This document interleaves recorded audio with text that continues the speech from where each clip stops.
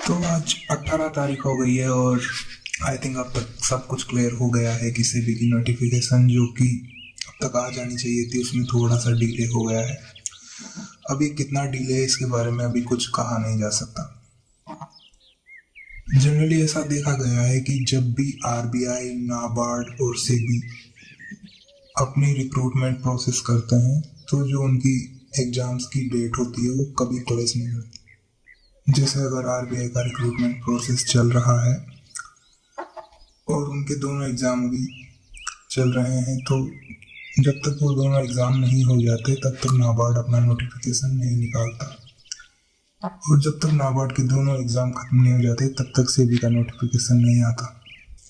But इस बार SEBI exam में delay हो गया है तो अगर सेबी की नोटिफिकेशन ज़्यादा डिले हुई तो क्या इस साल हमको एक्लिप्स देखने को मिल सकता है? मतलब क्या आरबीआई और सेबी की एग्जाम डेट्स क्लैश कर सकती है या इतनी पास पास आ सकती है कि आपको समझ में ना आए कि आपको किस एग्जाम की तैयारी करनी है?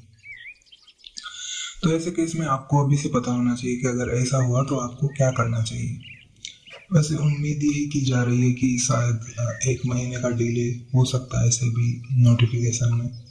तो अगर हम सेबी के एग्ज़ाम में 1 महीने का डिले अज्यूम करें तो नोटिफिकेशन आनी चाहिए करीब 15 जनवरी के आसपास, और जो फर्स्ट फेज होगा सेबी एग्ज़ाम का वो होगा फेब के एंड में, और मार्च के एंड में सेकंड फेज होगा। और जैसा एक्सपेक्ट किया जा रहा है कि आरबीआई का फर्स्ट पेपर भी अप्रैल के फर्स्ट वीक में हो सकता है। तो अगर हम देखें तो इस हिसाब से सेबी के सेकंड फेज और आरबीआई के फर्स्ट फेज में बहुत कम गैप रहेगा। तो अगर ऐसा कुछ होने वाला है तो आपको आरबीआई की अभी से प्रिपेयर कर लेनी चाहिए अगर आपको दोनों एग्ज़ाम देने हैं तो, क्योंकि एक बार सेबी का नोटिफिकेशन आ जाएगा और फिर आपको पता है आरबीआई का आएगा ही सही, तो फिर आप दोनों एग्ज़ाम्स के लिए एक साथ कैसे प्रिपेयर करेंगे। एक और केस ये भी हो सकता है कि जैसा हम अज्यूम कर रहे हैं कि 1 महीने में नोटिफिकेशन आ जाए, और अगर 1 महीने से थोड़ा और डिले हो जाए तो क्या सच में एक्लिप्स हो सकता है? मतलब दोनों ही एग्ज़ाम की डेट्स करीब करीब बहुत पास पास आ जाए, जैसे अप्रैल में फेज़ 1 और फिर मई में फेज़ 2। हालांकि ऐसा होने का चांस बहुत कम है, क्योंकि जैसा आपको पता है कि आरबीआई, सेबी और नाबार्ड अपने नोटिफिकेशंस ऐसे रिलीज करते हैं ताकि इनकी एग्ज़ाम डेट्स में कोई क्लैश ना हो।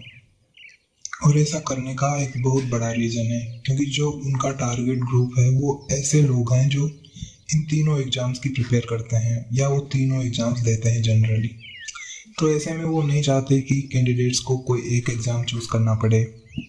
और यहाँ एक और चीज़ ये भी क्लियर है कि आरबीआई अपना नोटिफिकेशन डिले नहीं करेगा, क्योंकि जो उनका पैटर्न है, जो ट्रेंड रहा है, वो बेसिकली वो एनुअल स्कीम फॉलो करते हैं। उनका नोटिफिकेशन हर साल आता है और टाइमली ही आता है।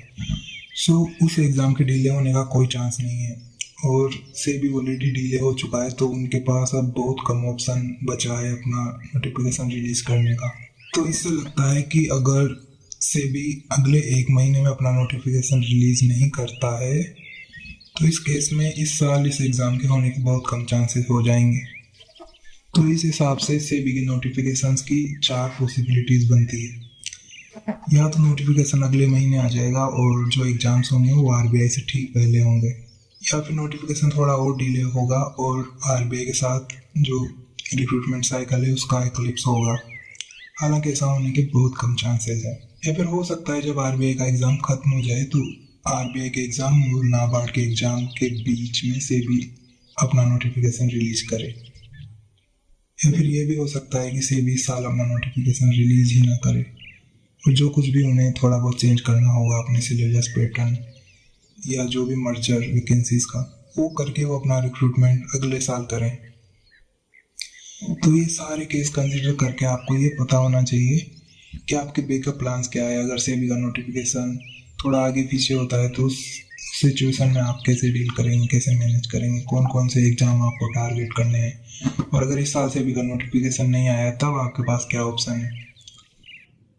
तो फिलहाल तो हम यही उम्मीद कर सकते हैं कि सेबी अपना नोटिफिकेशन अगले महीने रिलीज कर दे ताकि सभी लोग टाइम से अपना एग्ज़ाम दे पाए और जो उन्होंने प्लानिंग करी होगी उसमें ज़्यादा कुछ चेंज उन्हें ना करना पड़े।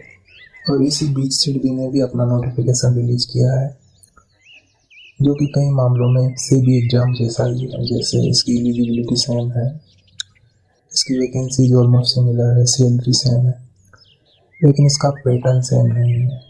अब सेबी का नोटिफिकेशन कब आएगा इस बारे में तो कुछ कहा नहीं जा सकता, इसलिए आप में से कई लोग सेबी के एग्ज़ाम को ऐसे देख रहे हैं जैसे कोई बच्चा चांद को देखता है। हालांकि ये एग्ज़ाम इतना आसान नहीं होने वाला है, क्योंकि इसका पैटर्न देखिए, इसका पैटर्न पूरी तरह क्वांट रीजनिंग बेस्ड है। और इस एग्ज़ाम में वो लोग भी कम्पीट करेंगे जो जनरली बैंक पीओ, क्लर्क जैसे एग्ज़ाम्स की तैयारी करते हैं। और इसका जो पैटर्न है वो पूरी तरह उन एग्ज़ाम्स के मेंस एग्ज़ाम पैटर्न की तरह है। तो कहीं ना कहीं उनको एक एडवांटेज रहेगा, क्योंकि वो पहले से इसकी तैयारी कर रहे हैं। बट वो लोग जो बस सेबी एग्ज़ाम की तैयारी करते हैं या जिनको क्वांट रीजनिंग की इतनी अच्छी प्रैक्टिस नहीं है उनके लिए तो ये एग्ज़ाम बहुत टफ होने वाला है। तो ऐसा नहीं कि कोई आसान एग्ज़ाम है और इसमें आपको कंपटीशन फेस नहीं करना पड़ेगा। तो अगर आपको एक फॉर्म भरना है तो कुछ चीज़ें आप पहले क्लियर कर लीजिए। और अगर आपकी क्वांट रीजनिंग अच्छी है और आप ये फॉर्म भरना चाहते हैं तो भर दीजिए। बट अगर आपकी क्वांट रीजनिंग अच्छी नहीं है, स्टिल आप ये फॉर्म भरना चाहते हैं, तो आई थिंक 10-15 दिन आप कुछ न्यूमेरिकल सोल्व करके देखिए, कुछ पजल सोल्व करके देखिए। अगर आपसे वो हो पा रहे हैं और अच्छी खासी स्पीड आपकी आ रही है तो भरिए, नहीं तो फालतू इसमें उलझने का कोई फ़ायदा नहीं है। इससे बेटर आप वही करें जो आप करते आ रहे थे।